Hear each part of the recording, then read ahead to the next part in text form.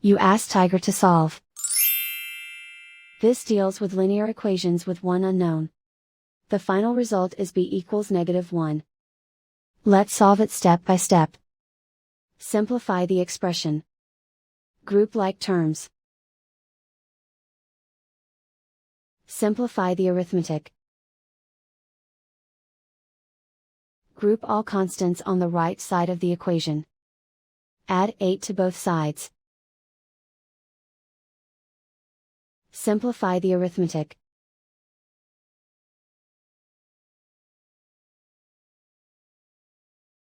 Isolate the b. Divide both sides by -8. Cancel out the negatives. Simplify the fraction. Move the negative sign from the denominator to the numerator.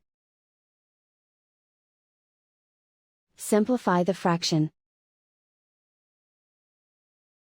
And so the final result is b equals -1.